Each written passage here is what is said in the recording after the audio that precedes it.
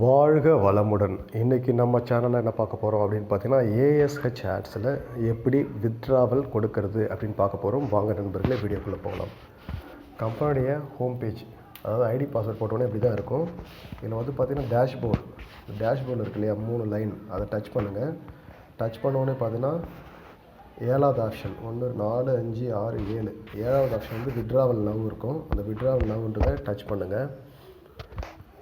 Touch பண்ணோடனே பார்த்தீங்கன்னா withdrawal now அப்படின்ற மாதிரி வரும். ஓகேங்களா, மேலே வித்ட்ராவல் லாக் இருக்கும், கீழே வந்து பார்த்தீங்கன்னா வித்ட்ராவல் நவ் அப்படின்ற மாதிரி ஷோ ஆகும். இதை வித்ட்ராவல் நவ் டச் பண்ணிவிட்டு நீங்கள் எவ்வளோ அமௌண்ட் இருக்குது, பேலன்ஸ் இருக்குது, இப்போ 250 ரூபா வித்ட்ராவல் பண்ண போகிறீங்கன்னா 250 ரூபான்னு போட்டு கன்ஃபார்ம் கொடுத்தீங்கன்னா உங்களுடைய பேலன்ஸ் காமிக்கும். கரண்ட் பேலன்ஸு, எவ்வளோ ரெக்வஸ்ட் கொடுத்துருக்கீங்க, வித்ட்ராவல் சார்ஜ் எல்லாமே ஷோ ஆகும்.